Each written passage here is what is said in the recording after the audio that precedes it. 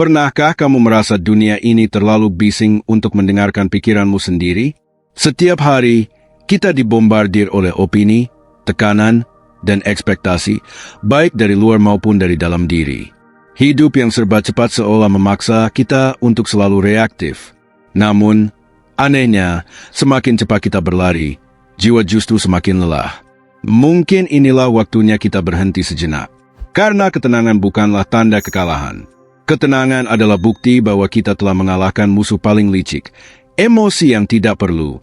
Stoikisme, sebuah filsafat kuno yang lahir dari ketegangan hidup di zaman Romawi, menawarkan jalan yang tak populer namun justru sangat relevan. Kendalikan apa yang bisa kamu kendalikan, dan lepaskan sisanya. Di dunia yang gemar mendramatisir, Stoikisme mengajarkan ketegasan tanpa kegaduhan. Dalam video ini, kita akan menjelajahi 10 pelajaran Stoik, bukan untuk menjadi pribadi tanpa perasaan, melainkan untuk menjadi manusia yang lebih kuat. Bukan karena kuasa atas orang lain, tapi karena kejernihan sikap dalam menghadapi dunia yang tak terduga.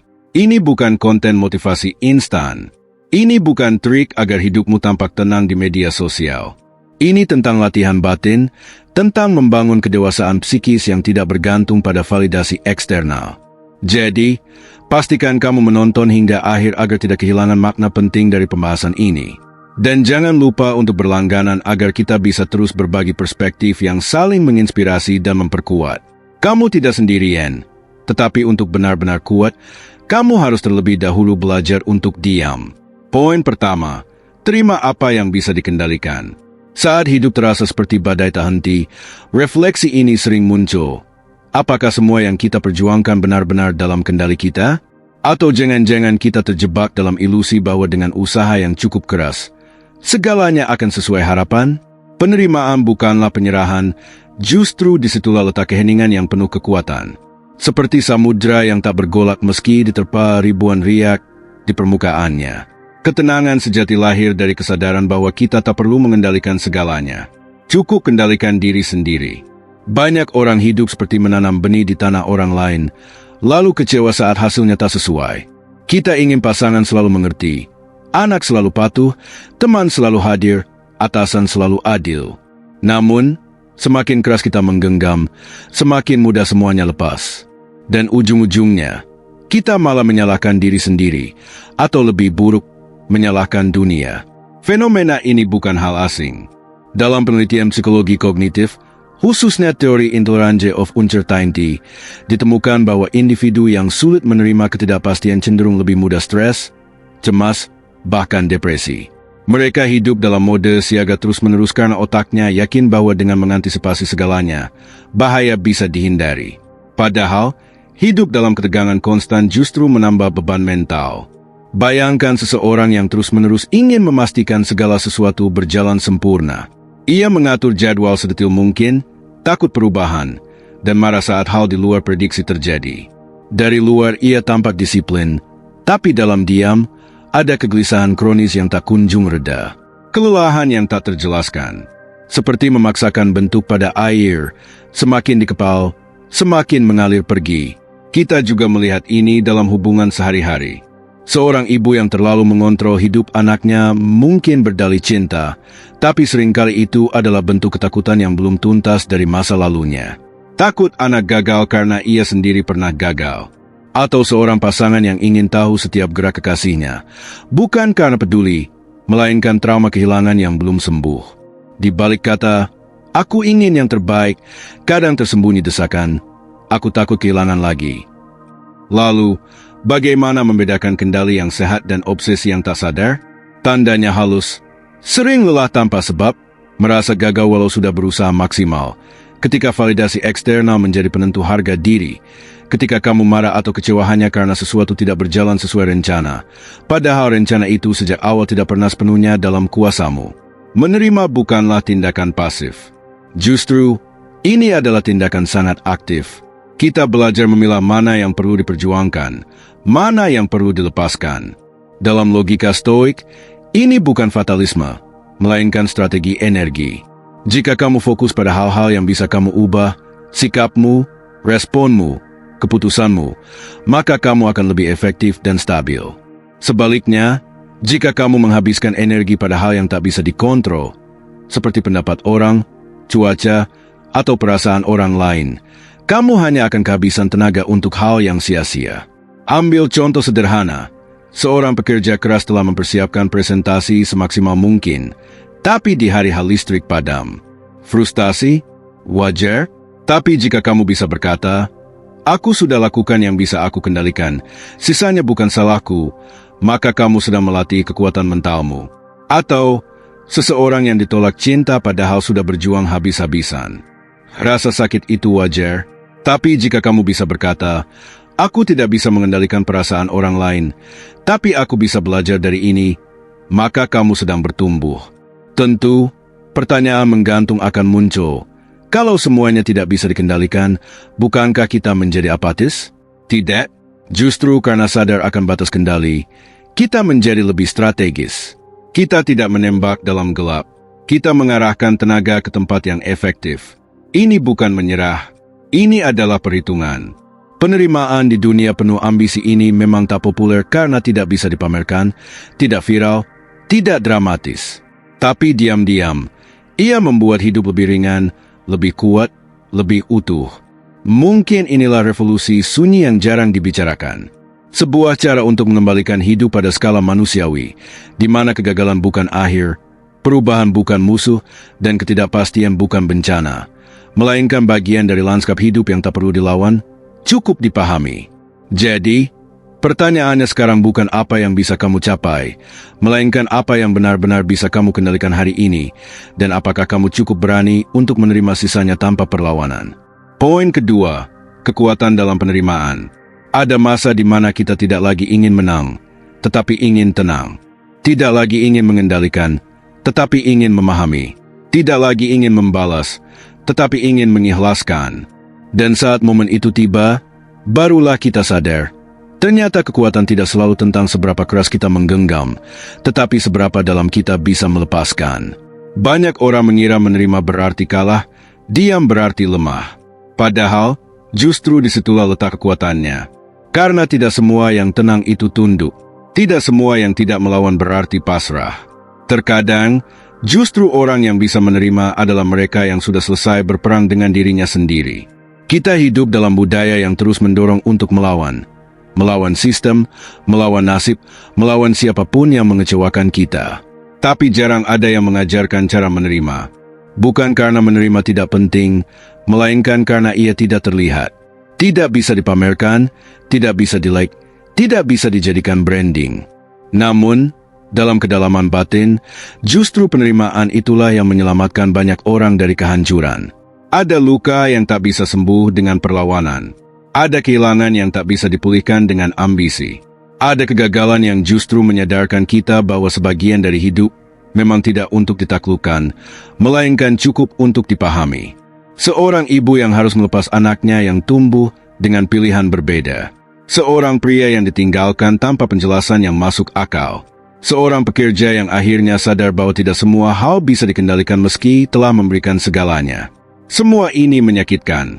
Tetapi mereka yang bisa menerima, mereka yang berhenti menyalahkan, justru memiliki kekuatan untuk melanjutkan hidup tanpa memenangi pertempuran yang tak perlu. Dalam riset psikologi modern, konsep penerimaan dikaitkan dengan kestabilan prefrontal cortex, bagian otak yang berperan dalam pengambilan keputusan rasional, yang menenangkan sistem limbik yang biasa meledak dalam situasi emosional. Mereka yang terbiasa menerima bukan berarti tidak memiliki luka.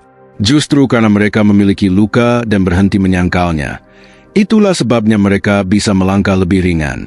Dan ini yang menarik. Rasa lega seringkali datang bukan ketika kita berhasil mengubah situasi, melainkan ketika kita berhenti melawannya. Seringkali, perubahan tidak dimulai dari apa yang harus aku lakukan, tetapi dari apa yang harus aku terima terlebih dahulu. Penerimaan bukan anti perjuangan, melainkan filter agar kita tidak membuang-buang waktu mengejar validasi dari hal-hal yang bahkan tidak bisa kita kendalikan.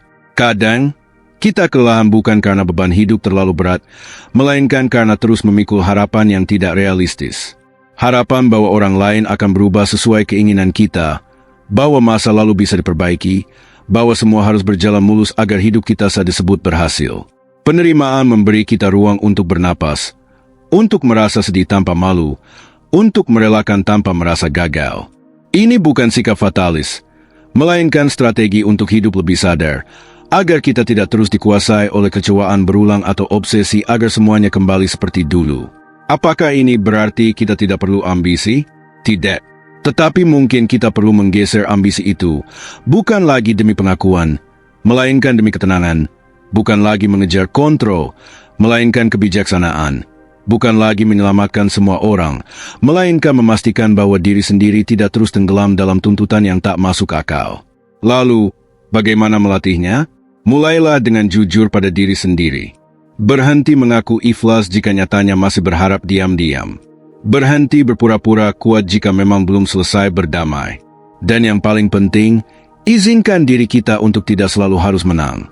Karena penerimaan tidak harus dramatis. Kadang, cukup dengan satu kalimat sederhana dalam hati yang bahkan tidak pernah diucapkan pada siapapun. Aku sudah cukup dan aku sudah selesai berperang dengan hal yang memang bukan tugasku untuk diperjuangkan.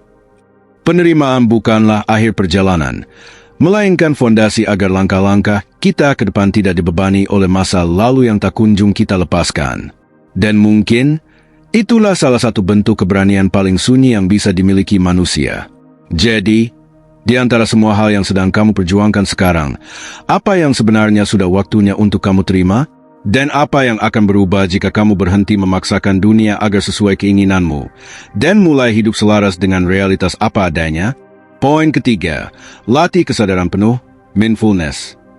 Terkadang, yang membuat hidup terasa berat bukanlah bebannya, melainkan karena pikiran kita terlalu sering berada di tempat lain, di masa lalu yang tak bisa diubah atau di masa depan yang belum tentu terjadi. Pada akhirnya, kita kehilangan satu-satunya tempat di mana hidup sesungguhnya berlangsung. Saat ini, kesadaran penuh bukan tentang menjadi orang yang selalu tenang, bukan juga tentang harus duduk diam bermeditasi berjam-jam, melainkan tentang hadir, benar-benar hadir. Saat makan, kita makan. Saat bicara, kita mendengar. Saat sedih, kita rasakan. Bukan melompat ke hal lain, bukan sibuk membayangkan yang belum atau menyesali yang sudah. Masalahnya, dunia tidak dirancang untuk itu. Segalanya berlomba cepat. Informasi datang dalam hitungan detik. Notifikasi tak berhenti. Kita diajari untuk efisien, multitasking, terus bergerak. Akibatnya, banyak dari kita hadir secara fisik, tapi pikiran melayang kemana-mana. Duduk bersama orang tersayang, tapi fokus ke layar. Tertawa, tapi hati kosong. Waktu habis, tapi tidak banyak yang benar-benar terasa. Bukan hal aneh jika banyak yang merasa hidup berlalu begitu cepat.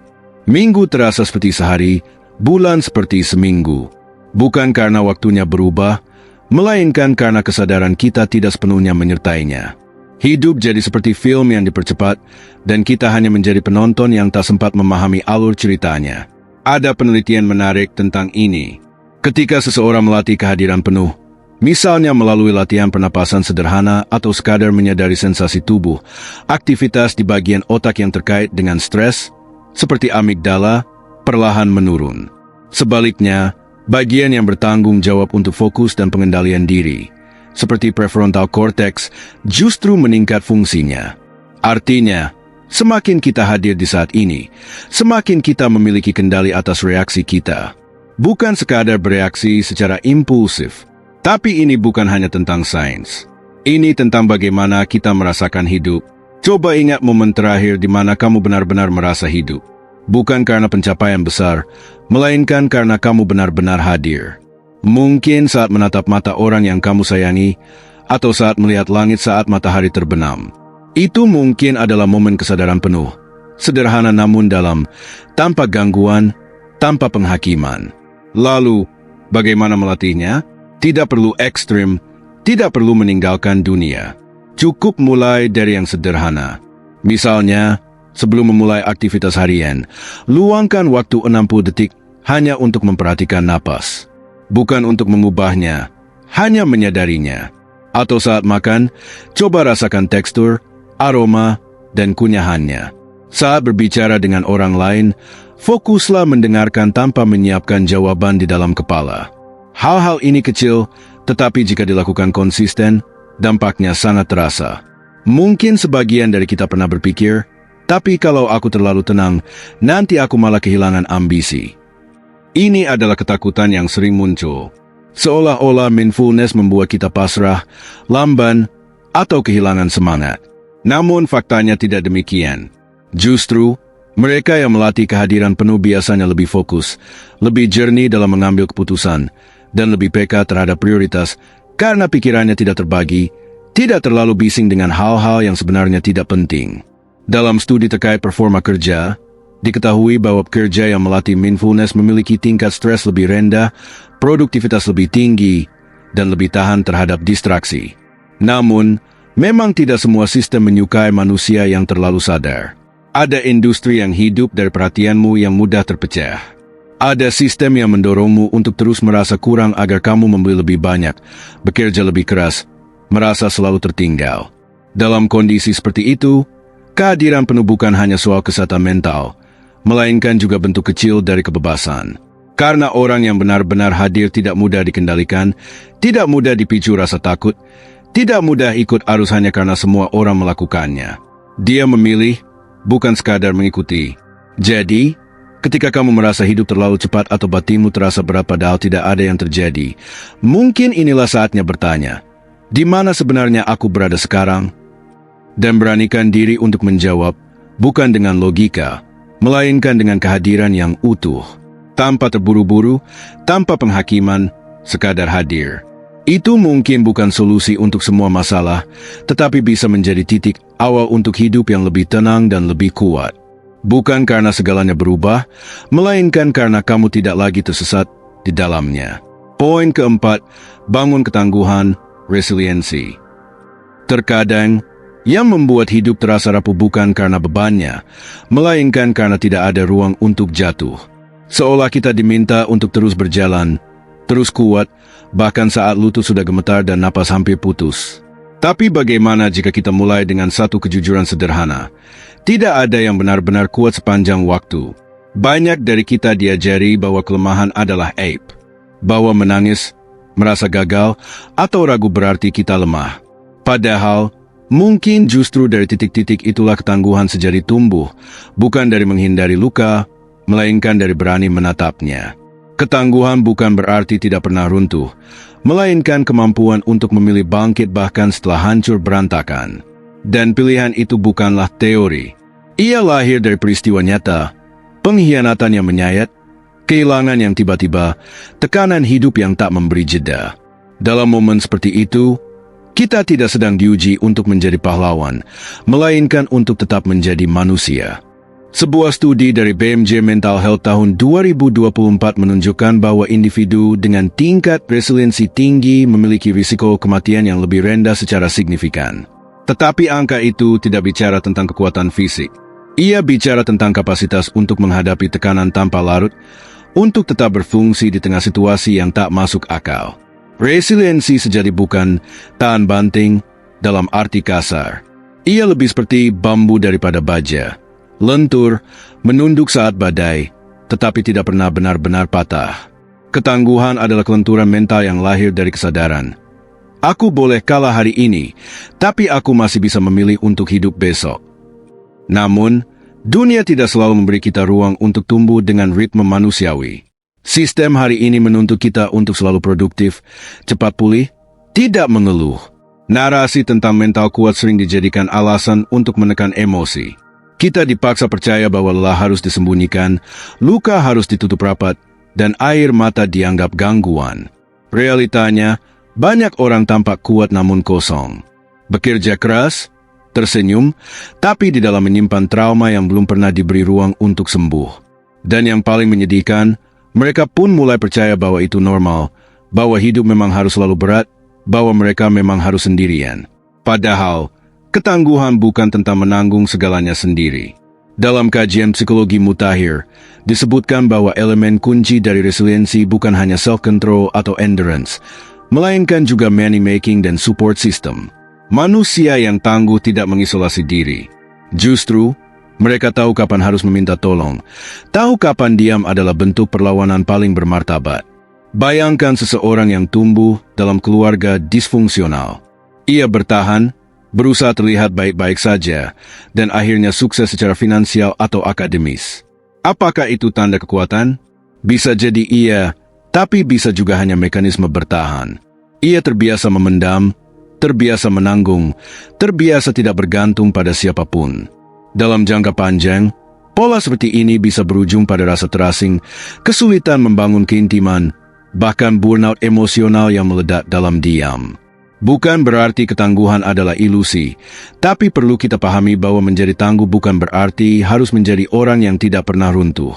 Kadang, memilih untuk berhenti sejenak, menarik napas, dan berkata, "Aku butuh waktu," adalah bentuk kekuatan paling jujur. Ada satu cara sederhana untuk mulai melatihnya, refleksi mingguan. Luangkan waktu beberapa menit untuk menuliskan satu kejadian sulit minggu ini. Lalu, tanyakan pada diri sendiri, apa yang bisa kupelajari? Bagian mana yang di luar kendaliku? Apa yang bisa kulakukan lebih baik jika ini terulang? Ini bukan sekadar aktivitas jurnal. Ini adalah latihan untuk tidak tenggelam dalam emosi, tetapi juga tidak mengabaikannya. Karena ketangguhan bukan menghapus rasa takut, melainkan berani menatapnya tanpa panik. Kita bisa mulai dari ketidaknyamanan kecil, menunda balas dendam dalam percakapan, menahan impuls belanja saat stres, atau memilih untuk tidak membalas hinaan dengan kemarahan. Hal-hal kecil ini seperti push-up mental, memperkuat otot psikologis yang sering tak terlihat. Mungkin selama ini kita pikir kita lemah karena pernah jatuh. Tapi bagaimana jika sebenarnya justru karena kita pernah jatuh dan tetap memilih untuk bangun lagi? Itulah yang membuat kita kuat. Ketangguhan, dalam bentuknya yang paling sunyi, bisa jadi adalah bentuk perlawanan terhadap dunia yang terus memaksa kita untuk menyerah diam-diam. Kita tidak harus berteriak. Kita cukup tetap hidup, tetap merasa, dan tetap memilih menjadi manusia utuh, meski segalanya mencoba memecah kita menjadi serpihan. Jadi, sebelum kamu merasa gagal karena lelah, coba tanyakan sekali lagi pada dirimu sendiri. Apakah aku benar-benar lemah, atau sebenarnya aku sedang dalam proses menjadi tangguh? Hanya saja dunia belum melihatnya, dan mungkin kamu juga belum sepenuhnya menyadarinya. Poin kelima, pilih responsmu dengan sadar. Kadang kita berpikir kekuatan terletak pada kecepatan membalas. Refleks menyerang balik, menegur dengan nada tinggi, atau menegaskan batas secara frontal. Seolah semua itu adalah simbol kekuatan pribadi. Tapi pernahkah kita bertanya pelan-pelan dalam hati, apakah semua reaksi itu benar-benar datang dari kesadaran? Atau hanya bentuk lain dari luka lama yang belum selesai? Dalam kehidupan sehari-hari, kita sering terjebak dalam mekanisme otomatis. Dimarahi langsung melawan, dihina langsung menyusun serangan balik, dihampiri rasa malu langsung mencari cara menutupi atau menghindar. Semua berjalan begitu cepat, tanpa jeda. Dan sayangnya, sebagian besar dari reaksi itu justru menambah masalah, bukan menyelesaikannya. Mungkin inilah saatnya kita pelan-pelan belajar sebuah kebijaksanaan lama yang sering terlupakan, bahwa di antara stimulus dan reaksi, selalu ada jeda. Dan di ruang kecil itulah letak kendali kita yang sejati. Stokisme menyebutnya proesis, kemampuan untuk memilih. Ini bukan sekadar kontrol diri atau kesabaran, melainkan keputusan sadar untuk tidak membiarkan orang lain atau situasi mengambil alih kemudi. Kita memilih respons, bukan sekadar bereaksi. Secara ilmiah, kita tahu bahwa respons emosi cepat biasanya dimulai dari amigdala, bagian otak yang bertanggung jawab atas respons fight or flight. Tetapi ada sistem lain, lebih lambat namun lebih bijak, prefrontal cortex. Disinilah kesadaran, logika, dan refleksi bekerja. Dan menariknya, studi dari 2016 menunjukkan bahwa semakin terlatih seseorang dalam regulasi emosi, semakin kuat koneksi antara area-area ini. Artinya, kemampuan memilih respons bukan hanya ajaran filsafat, melainkan juga kemampuan biologis yang bisa dilatih. Pertanyaannya, mengapa banyak dari kita justru gagal melakukannya? Karena memilih respons membutuhkan keberanian untuk berhenti sejenak. Dan di dunia yang terus mendorong kita untuk cepat, sigap, reaktif, diam sebentar terasa seperti kelemahan. Tapi benarkah demikian? Kita biasa mengasosiasikan tanggapan cepat dengan dominasi, harga diri, bahkan keberanian. Tapi siapa yang sebenarnya paling diuntungkan dari budaya seperti itu? Jika kita telusuri lebih dalam, sistem media yang mengejar klik, politik yang memburu keterpecahan emosi, dan struktur sosial yang terbiasa memakai konflik sebagai bahan bakar, semuanya akan terguncang jika terlalu banyak orang mulai belajar memilih respons dengan sadar. Bayangkan jika kita semua tidak mudah terpancing, tidak langsung marah saat dihina, tidak langsung panik saat kehilangan, tidak langsung menyerang saat dituduh. Maka, propaganda kehilangan daya, drama kehilangan panggung, dan manipulasi kehilangan taringnya. Mungkin justru itulah yang paling ditakuti banyak pihak. Manusia yang bisa diam, bukan karena lemah, melainkan karena sadar. Namun, tidak semua ketenangan adalah kesadaran. Ini penting untuk dibedakan. Ada ketenangan yang lahir dari kekuatan batin, dan ada pula yang muncul dari ketakutan berulang. Misalnya, seseorang yang tampak tenang saat dipermalukan. Apakah dia sedang mengendalikan diri karena tahu respons kasar akan merusak segalanya? Atau karena dia sudah terlalu sering disakiti hingga tidak punya tenaga untuk melawan? Disinilah kejujuran pada diri sendiri menjadi kunci. Apakah aku memilih untuk tenang? Atau aku tidak berani marah karena takut ditinggal, takut konflik, takut dianggap lemah? Respons yang bijak tidak berarti kita selalu tenang. Ada kalanya kita perlu marah, perlu bersuara, perlu membela diri. Tetapi kesadaranlah yang membedakan antara marah yang menghanguskan dan marah yang menyelamatkan. Keduanya bisa sama-sama keras, tetapi hanya satu yang membawa kejelasan. Latihan untuk mencapai ini sederhana tapi tidak mudah. Saat emosi naik, tarik napas 3 kali. Sebutkan nama emosi itu dalam hati. Ini marah, ini kecewa, ini takut. Biarkan saja hadir tanpa langsung dibantah atau dituruti. Lalu tanyakan, respon seperti apa yang paling sesuai dengan nilai-nilaiku? Bukan apa yang paling ingin aku lakukan, melainkan apa yang pantas dari orang sepertiku. Latihan ini bukan meniadakan emosi, melainkan memuliakannya. Karena tidak semua yang muncul perlu diikuti, dan tidak semua yang kita rasakan harus langsung kita suarakan. Dalam studi tahun 2024 tentang konektivitas otak, ditemukan bahwa individu yang terbiasa dengan latihan akseptance dan reappraisal memiliki pola sambungan otak yang lebih kuat antara wilayah sensori motor dan eksekutif. Artinya, semakin sering kita berlatih memilih respons, semakin mudah otak kita melakukannya secara otomatis. Namun, bukan berarti semua orang akan mampu melakukannya setiap waktu. Ada trauma, tekanan sosial, atau ketidakadilan yang membuat seseorang meledak, menangis, atau kehilangan kendali. Itu bukan kegagalan moral, itu manusiawi. Dan justru karena itu, ruang untuk latihan ini harus dibuat dengan empati, bukan paksaan. Kita semua memiliki luka yang berbeda, tetapi kita juga memiliki potensi yang sama untuk berhenti sejenak, melihat apa yang sedang terjadi, dan bertanya, apa respons yang bisa aku berikan, bukan hanya untukku, tapi untuk dunia yang sedang lelah ini? Karena mungkin, kekuatan sejati bukan tentang siapa yang paling keras berbicara, melainkan siapa yang mampu memilih diam dengan kepala tegak, dan hati yang tidak lagi dikendalikan oleh rasa sakit yang diwariskan. Dan kalau kamu belum bisa melakukannya sekarang, tidak apa-apa, tapi jangan berhenti mencoba. Karena semakin kamu sadar, semakin kamu menjadi manusia yang bebas, bukan budak dari reaksi yang tidak kamu pilih. Poin ke-6, batasi hasrat yang berlebihan. Ada satu momen sunyi yang kadang datang di tengah malam. Ketika semua sudah dimiliki, semua target terpenuhi, tapi dada justru terasa kosong. Bukan karena ada yang kurang, justru karena terlalu banyak yang dikejar. Lalu muncul satu pertanyaan pelan seperti bisikan yang nyaris tak terdengar. Untuk apa semua ini? Kita tumbuh bersama hasrat. Sejak kecil, kita diajarkan untuk menginginkan lebih. Lebih pintar, lebih sukses, lebih mapan, lebih disukai. Tapi di mana titik berhentinya? Di mana batas antara ambisi yang sehat dan keinginan yang mulai menggerogoti hidup dari dalam? Kalau kita amati lebih jujur, banyak dari hasrat kita hari ini bukan berasal dari kebutuhan otentik, melainkan dari ketakutan. Takut gagal, takut tidak dianggap, takut kalah dalam kompetisi yang bahkan kita sendiri tidak tahu siapa lawannya. Dan anehnya, dunia modern tidak membantu, justru memperparah. Algoritma media sosial dirancang bukan untuk membuat kita puas, melainkan untuk membuat kita terus merasa kurang. Dalam satu studi efemeri tahun 2022, ditemukan bahwa area otak yang aktif saat seseorang menginginkan sesuatu berbeda dari saat mereka menikmati apa yang sudah mereka punya. Artinya, Otak kita bisa sangat menggebu untuk mengejar sesuatu, tapi begitu sudah didapat, rasanya datar dan hambar. Inilah yang disebut hedonic treadmill. Ketika kita mendapatkan satu hal, kebahagiaan hanya naik sebentar lalu menurun. Dan agar naik lagi, kita perlu mengejar sesuatu yang lebih besar. Begitu terus, seperti berlari di treadmill tapi tidak kemana-mana. Itulah mengapa para filsuf stoik menyarankan bukan untuk mematikan hasrat, melainkan mengendalikannya.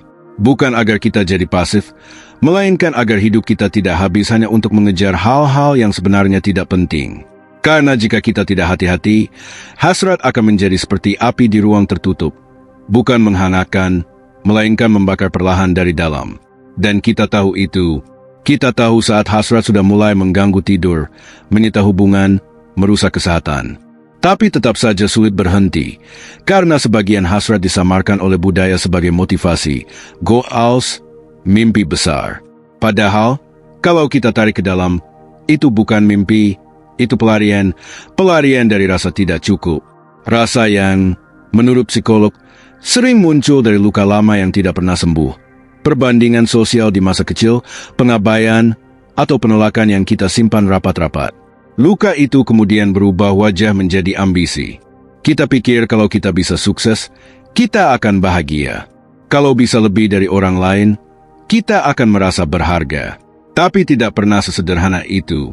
Justru yang sering terjadi, semakin tinggi pencapaian, semakin dalam kehampaan. Semakin banyak yang dimiliki, semakin takut kehilangannya. Ini bukan retorika. Dalam observasi psikologi modern, semakin seseorang mengaitkan harga dirinya dengan pencapaian eksternal, semakin rapuh kestabilan emosinya. Kita bisa mulai menguji batas ini dengan cara sederhana. Misalnya, ketika kamu sangat menginginkan sesuatu, apakah kamu bisa menunda? Atau langsung merasa harus memilikinya? Atau, jika tidak mendapatkannya, apakah kamu marah, sedih, atau biasa saja? Responsmu akan menunjukkan seberapa dalam keinginan itu menancap. Kalau kehilangan satu barang bisa merusak harimu, mungkin bukan barang itu yang kamu butuhkan, melainkan rasa aman yang belum selesai kamu bangun di dalam. Maka, bukan soal ambisinya, melainkan soal niat di baliknya. Kalau kita jujur, banyak dari kita yang mengejar bukan karena ingin, melainkan karena takut tertinggal, takut dipandang sebelah mata, takut tidak punya cerita. Padahal, mungkin hidup tidak perlu sepadat itu. Mungkin ada kebahagiaan yang lebih tulus ketika kita tidak harus memiliki segalanya. Justru karena kita sadar, tidak semua hal pantas diinginkan. Dan disinilah letak kebebasan yang sebenarnya. Bukan saat kita bisa melakukan apa saja, melainkan saat kita bisa memilih mana yang tidak perlu kita lakukan, mana yang cukup untuk ditolak, mana yang boleh kita lepaskan tanpa merasa kehilangan. Tapi tentu, ini tidak mudah. Dalam dunia yang mengagungkan produktivitas, menolak keinginan bisa disalahartikan sebagai kelemahan. Seolah kita tidak cukup berjuang, tidak cukup ambisius. Namun pertanyaannya, apakah ambisi itu benar-benar milik kita? Atau hanya bayangan orang lain yang tanpa sadar kita adopsi? Bayangkan jika kita bisa membedakan antara keinginan yang muncul dari jiwa dan keinginan yang lahir dari luka. Bayangkan hidup yang dijalani bukan karena takut kalah, melainkan karena tahu apa yang penting. Bayangkan bisa berkata, tidak, tanpa merasa rugi, dan bisa merasa, cukup, bukan karena semua sudah terpenuhi, melainkan karena kita sadar yang kita punya sudah lebih dari cukup. Mungkin disitulah letak ketenangan.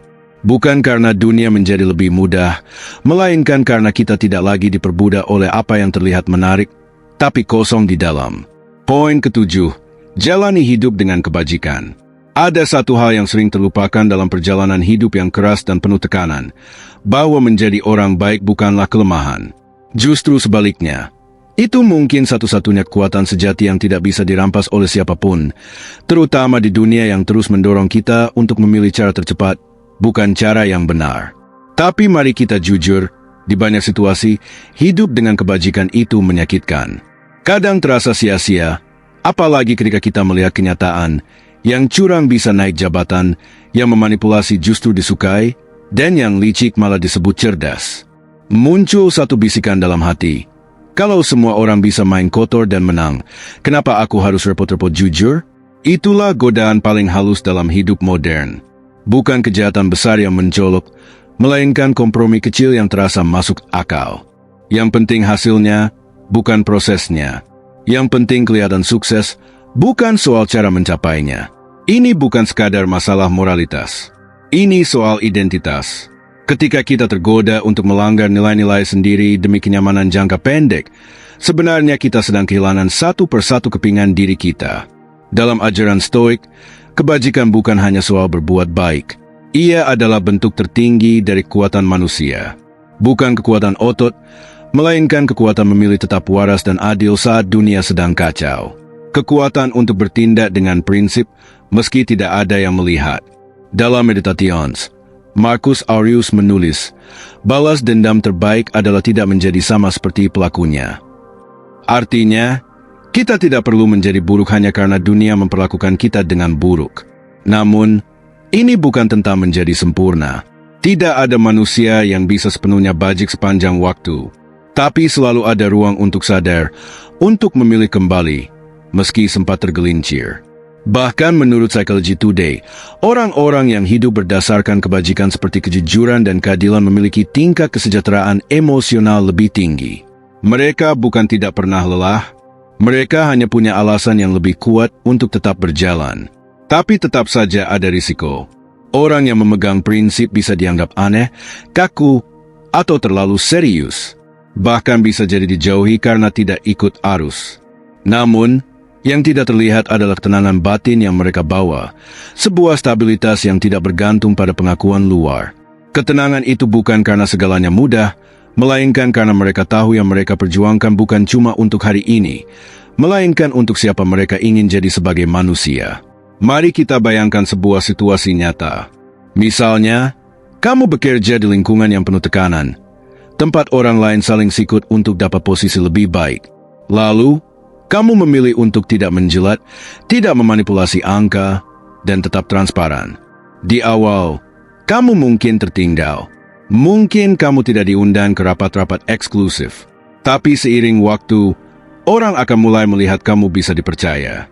Dan kepercayaan itu adalah mata uang paling langka di zaman ini. Bisa jadi kamu tidak menang cepat, tapi kamu menang utuh, menang sebagai manusia. Dan bila kamu merasa dunia ini tidak menghargai integritasmu, mungkin kamu benar. Tapi bukan berarti kamu salah. Karena dalam jangka panjang, yang bisa bertahan bukan yang paling cepat, melainkan yang paling utuh.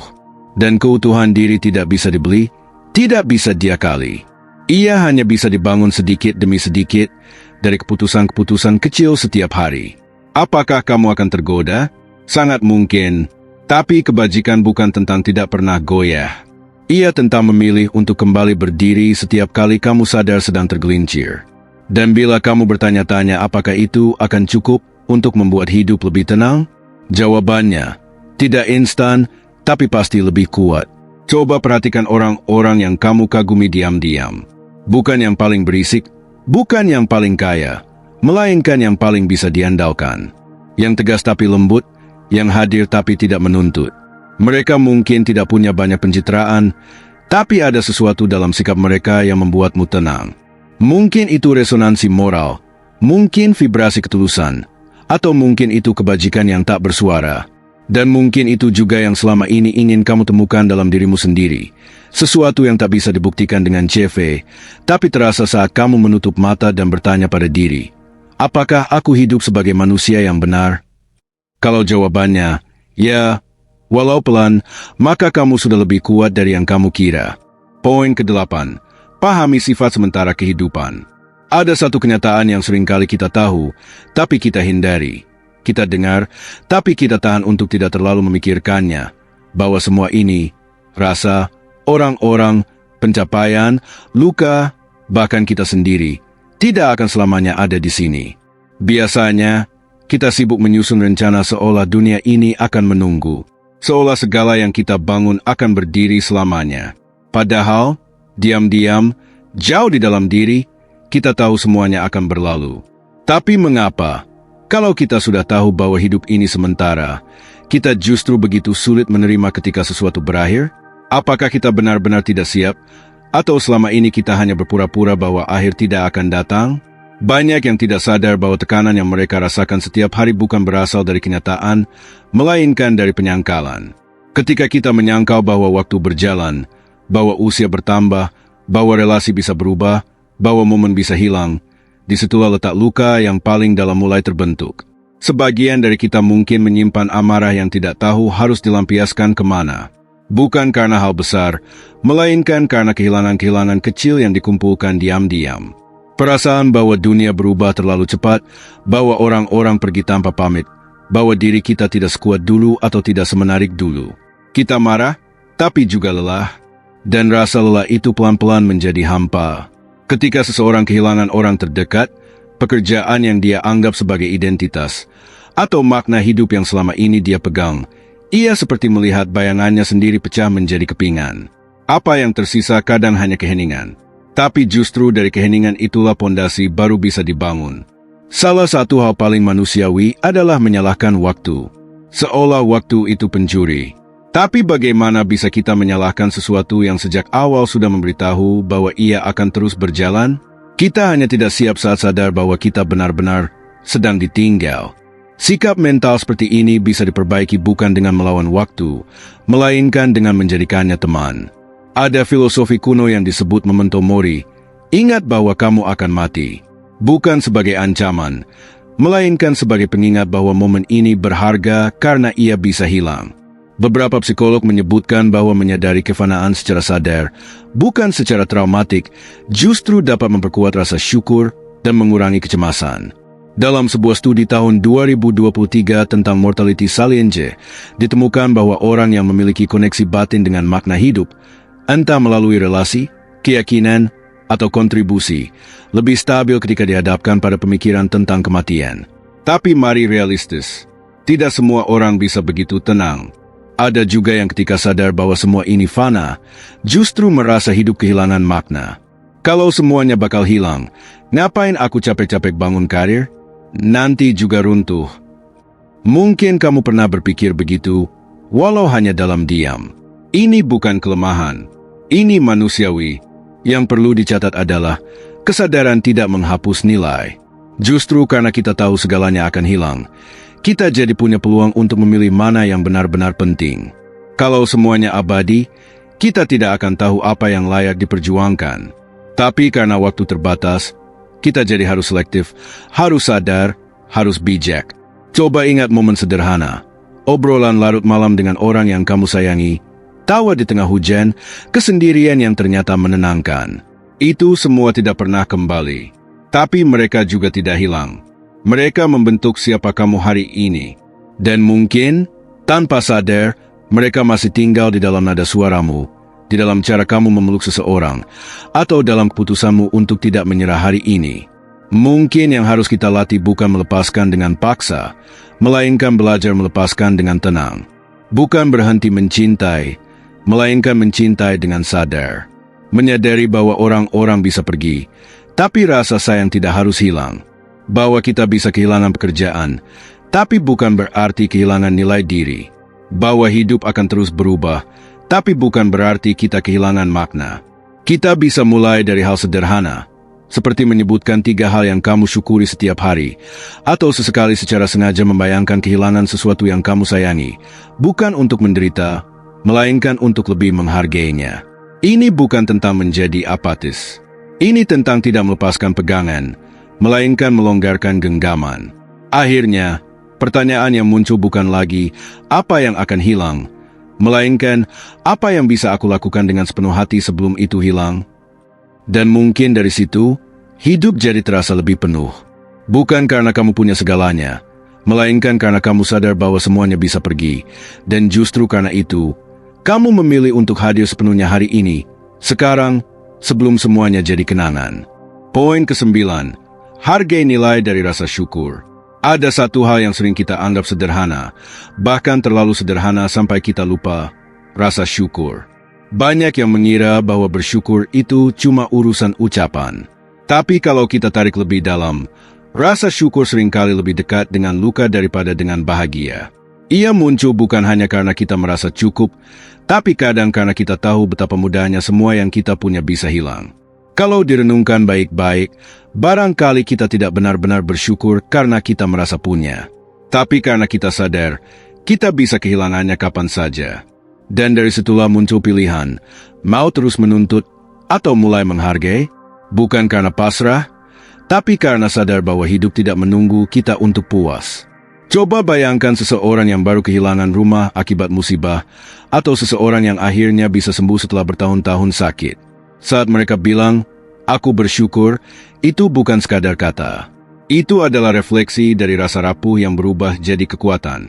Tapi di luar momen ekstrim seperti itu, rasa syukur seringkali sulit dirasakan. Kita terlalu sibuk membandingkan, terlalu terbiasa merasa belum cukup, terlalu terpapar narasi bahwa kamu harus lebih. Dan mungkin itulah kenapa, dalam budaya yang memuja pencapaian, bersyukur kadang dianggap lemah, dianggap seperti bentuk menyerah. Padahal, siapa yang lebih kuat? Mereka yang terus berlari tanpa henti, atau mereka yang bisa berhenti sejenak, menengok sekeliling, dan bilang, "Aku sudah cukup jauh?" Sebagian orang menolak rasa syukur karena takut berhenti berkembang, takut jadi puas. Tapi nyatanya, syukur yang benar bukan soal berhenti. Justru dari situ, kita bisa mulai berjalan lebih sadar, tanpa panik, tanpa cemas, tanpa terus memburu validasi dari luar. Sayangnya, tidak semua rasa syukur muncul dari tempat yang sehat. Ada juga yang terasa seperti topeng. Orang yang di luar tampak tenang, sering bilang, "Aku bersyukur," tapi dalam diamnya merasa iri, merasa capek dibandingkan, atau bahkan merasa bersalah karena berhasil. Rasa bersalah yang muncul ketika dia sadar bahwa dia punya apa yang orang lain tidak punya. Ini bukan salah siapa-siapa, tapi jika dibiarkan, bisa menjadi beban mental yang menekan keikhlasan itu sendiri. Dalam penelitian tahun 2021, ditemukan bahwa intervensi sederhana berupa jurnal syukur setiap hari bisa menurunkan stres secara signifikan, bahkan memperbaiki kualitas tidur. Tapi syaratnya satu, syukurnya harus jujur. Bukan syukur yang dipaksa, apalagi yang digunakan untuk menutupi luka yang belum selesai. Kalau kita belum siap bersyukur, tidak apa-apa. Mungkin itu sinyal bahwa ada bagian dari diri yang belum kita dengar. Namun, bukan berarti kita harus menunggu hidup jadi sempurna dulu baru bisa bersyukur. Justru dalam ketidaksempurnaan itulah syukur menjadi nyata. Saat hidup tidak berjalan sesuai rencana, tapi kita tetap bisa berkata, "Meskipun ini sulit, aku tetap bisa menghargai sisi baiknya." Visualisasi kehilangan adalah salah satu praktik yang banyak digunakan dalam stoikisme. Bayangkan orang yang kamu sayangi tidak ada besok. Bayangkan rumah yang kamu tinggali hilang dalam semalam. Bukan untuk menyiksa diri, melainkan agar kamu sadar, apa yang kamu miliki sekarang bukan hal sepele dan tidak akan selalu ada. Tapi ada peringatan juga. Rasa syukur bisa jadi racun kalau digunakan untuk membungkam ketidakadilan. Kita tahu ada banyak narasi yang digunakan untuk mengunci orang dalam penderitaan. Kamu harus tetap bersyukur, jangan banyak mengeluh, masih banyak yang lebih susah dari kamu. Padahal, kadang yang kita butuhkan bukan ucapan syukur, melainkan keberanian untuk bilang, "Ini tidak benar dan aku berhak memperbaikinya." Jadi, bagaimana membedakan syukur yang jujur dan yang semu? Syukur yang jujur membuatmu ringan, membuatmu tidak iri, membuatmu lebih peka, bukan lebih apatis. Sedangkan syukur yang semu justru menekan, membuatmu merasa tidak boleh marah, tidak boleh sedih, tidak boleh kecewa. Seolah hidup harus selalu disyukuri bahkan saat kamu sedang terluka. Mungkin jalan yang lebih sehat adalah ini, berhenti menjadikan syukur sebagai kewajiban dan mulai menjadikannya sebagai pilihan sadar. Tidak semua hal harus disyukuri sekarang juga. Tapi ketika waktunya tiba, biarkan syukur itu muncul, bukan dari rasa takut, melainkan dari kedewasaan. Dan mungkin itu sebabnya, rasa syukur tidak harus keras. Ia tidak butuh diumumkan. Kadang, bentuk paling dalam dari syukur adalah keheningan. Tatapan yang lebih lama ke arah orang yang kita cintai, langkah kaki yang lebih lambat saat kita pulang, atau sekadar detik hening saat menyadari, aku tidak sempurna, tapi aku tidak kurangan apa-apa. Apakah kamu juga sedang belajar merasakan itu? Poin ke-10. Terus belajar dan bertumbuh. Ada kalanya kita merasa sudah cukup paham tentang hidup. Sudah pernah gagal, sudah pernah berhasil, sudah pernah kehilangan dan dipulihkan. Tapi anehnya, tetap saja muncul satu perasaan yang mengusik dari dalam. Apa aku benar-benar bertumbuh? Atau cuma sibuk terlihat berkembang? Banyak orang hari ini, tanpa sadar, terjebak dalam kelelahan yang disamarkan dengan produktivitas. Sibuk belajar ini itu, ikut kursus, pelatihan, seminar, scroll motivasi pagi sampai malam. Tapi saat ditanya, apa yang kamu cari? Mereka diam. Bukan karena tidak tahu, tapi karena terlalu lelah untuk menjawab jujur. Kita hidup di tengah narasi besar bahwa bertumbuh adalah keharusan. Kalau tidak terus belajar, nanti ketinggalan. Kalau tidak berkembang, nanti gagal. Tapi apakah itu pertumbuhan yang kamu pilih atau yang dipaksa oleh dunia di sekitarmu? Berdasarkan riset dari 2023, growth mindset memang terbukti bisa mengurangi gejala burnout, terutama pada remaja. Tapi data ini juga menyiratkan sesuatu yang lebih dalam, bahwa mindset saja tidak cukup. Pertumbuhan harus datang dari tempat yang tepat. Kalau tidak, alih-alih jadi pembebasan, ia justru berubah jadi tekanan internal yang terus menuntut tanpa henti.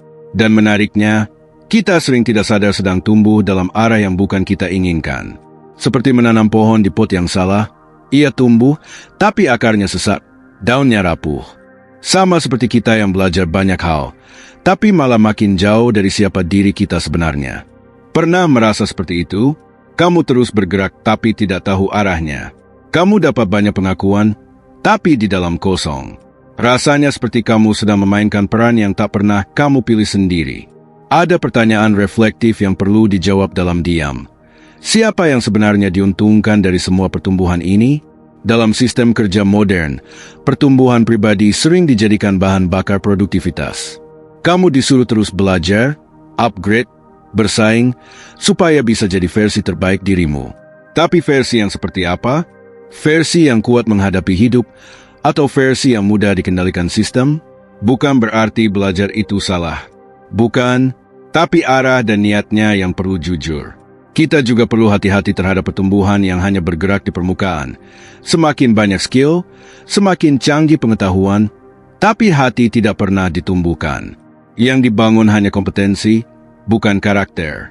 Padahal, stokisme selalu kembali ke sana, bahwa pertumbuhan sejati bukan seberapa banyak yang kamu tahu, melainkan seberapa bijak kamu menggunakan apa yang kamu tahu.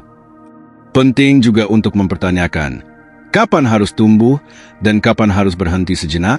Bukan untuk menyerah, melainkan untuk memastikan kamu masih di jalur yang benar.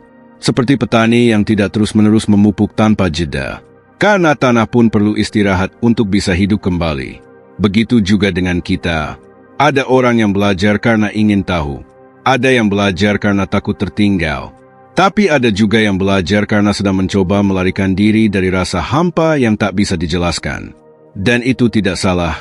Kita semua punya alasan masing-masing. Tapi pertanyaannya, apakah alasan itu membuatmu merasa ringan? Atau justru menekanmu lebih dalam? Dalam filosofi Stoik, pertumbuhan bukan tujuan, melainkan hasil samping dari hidup yang dijalani dengan nilai. Artinya, kamu bertumbuh karena kamu hidup dengan jujur, bukan karena kamu dikejar oleh ekspektasi. Dan jangan salah, pertumbuhan yang sejati seringkali tidak terlihat, tidak bisa diposting, tidak bisa dibanggakan di CV, tapi terasa jelas saat kamu bisa duduk diam di tengah kekacauan dan tetap utuh. Saat kamu menghadapi konflik tapi tidak kehilangan akal sehat. Saat kamu mulai mencintai hidupmu, bahkan saat belum sempurna. Itulah kenapa kadang orang yang paling kuat terlihat diam. Karena mereka tahu ketenangan bukan kebetulan. Ia dibentuk dari proses panjang, dari rasa ingin tahu, dari luka, dari keberanian menghadapi diri sendiri. Jadi, jika kamu saat ini sedang merasa stagnan, tidak berkembang, atau merasa harusnya aku lebih dari ini, tenang, kamu tidak sendiri. Tapi sebelum kamu melangkah lagi, tanya dulu, kamu bertumbuh untuk apa? Untuk siapa? Kalau tidak bisa menjawabnya sekarang, itu pun tidak apa-apa. Mungkin kamu sedang menanam sesuatu yang belum tumbuh di permukaan. Tapi percayalah, proses itu tetap bernilai. Karena pertumbuhan terbaik bukan yang tercepat, bukan yang paling kelihatan, melainkan yang paling jujur dengan dirimu sendiri. Dan kalau kamu merasa perlu istirahat, ambil saja. Kadang, Diam adalah bentuk pertumbuhan yang paling radikal di dunia yang tak pernah berhenti bicara. Sudahkah kamu tumbuh? Atau kamu cuma sibuk? Kesimpulan, kadang kita tidak sadar bahwa sepanjang hidup, kita lebih banyak diajari untuk menang daripada untuk tenang. Sejak kecil, kita dituntut untuk cepat, kuat, unggul. Tapi jarang ada yang mengajarkan bagaimana cara menghadapi kehilangan, diam di tengah badai, atau tetap utuh saat arah hidup tidak jelas. Mungkin itu sebabnya, ketika akhirnya hidup mulai memberat, kita panik. Kita mencari jawaban, ikut seminar, baca buku motivasi, bahkan memaksa diri untuk tetap waras dalam dunia yang semakin keras. Tapi di balik semua usaha itu, ada satu kebutuhan sederhana yang sering diabaikan. Kebutuhan untuk kembali ke diri sendiri dengan jujur, pelan, dan apa adanya. Stokisme tidak menjanjikan hidup tanpa rasa sakit. Tapi ia menawarkan cara untuk hidup dengan rasa sakit itu, tanpa terhanyut atau dihancurkan olehnya. 10 pelajaran yang kita bahas bukan sekadar teori. Mereka adalah alat, dan seperti alat, mereka tidak akan berguna jika tidak dipakai dengan sadar, di waktu yang tepat, dengan sikap yang terbuka. Tapi ada satu pertanyaan yang sering muncul dalam diam. Apakah semua ini cukup? Apakah dengan menerima, membatasi hasrat, melatih kesadaran, dan terus belajar, kita sungguh bisa hidup lebih tenang dan kuat? Jawabannya, tidak. Karena manusia bukan makhluk yang hanya hidup dari prinsip. Kita juga hidup dari luka, dari rasa, dari mimpi yang tidak jadi kenyataan, dari cinta yang tidak sempat disampaikan. Dan terkadang, prinsip sekuat apapun bisa goyah saat hidup menyentuh bagian terdalam dari diri kita. Itulah mengapa stokisme bukan tujuan akhir. Ia lebih seperti cahaya kecil dalam ruang gelap, bukan untuk menyelesaikan semua persoalan, tapi cukup untuk menunjukkan arah agar kita tidak tersesat total. Dan arah itu tidak selalu lurus. Dalam riset terbaru tentang The Neurosignature of Inner PhD, ditemukan bahwa orang yang terbiasa dengan penerimaan justru menunjukkan struktur otak yang lebih stabil. Bagian yang mengatur persepsi dan emosi bekerja lebih seimbang. Tapi yang menarik, efek ini hanya muncul ketika penerimaan itu dijalani secara sadar, bukan sebagai pelarian. Artinya, kita tidak bisa pura-pura tenang dan berharap dunia ikut meredam kekacauannya. Ketenangan sejati butuh kejujuran yang radikal dengan diri sendiri. Maka, jangan heran jika ada hari di mana semua pelajaran ini terasa tidak mempan. Kamu tetap cemas, tetap takut, tetap merasa gagal. Itu bukan tanda kamu lemah. Itu tanda kamu manusia. Bahkan Seneca sendiri mengakui bahwa ketenangan bukan keadaan yang permanen, melainkan sesuatu yang terus diusahakan setiap hari. Dan mungkin, justru di sanalah letak kekuatannya. Karena hidup bukan tentang selalu menang, melainkan tentang bagaimana kamu bisa berdiri lagi tanpa kehilangan diri. Mungkin kamu pernah mengalami masa di mana kamu merasa sangat tenang, tapi sebenarnya itu bukan kedamaian. Itu hanya tubuh yang lelah melawan. Kamu mungkin terlihat kuat, tapi sebenarnya sedang memendam pertanyaan yang belum berani kamu jawab. Itu wajar, kita semua pernah di sana. Tapi sekarang, kamu tahu bahwa tenang bukan berarti menyerah, dan kuat bukan berarti tak pernah jatuh. Kamu boleh diam, tapi jangan padam. Kamu boleh mundur, tapi jangan hilang arah. Dan jika ada yang bertanya, apa sih makna dari semua pelajaran ini? Jawabannya bukan pada kata-kata, melainkan pada pilihanmu setiap hari. Saat kamu memilih untuk tidak membalas hinaan dengan dendam. Saat kamu tetap hadir untuk orang lain meski hatimu sedang luka. Saat kamu memilih diam, bukan karena takut, tapi karena kamu tahu tidak semua perlu dijawab dengan suara.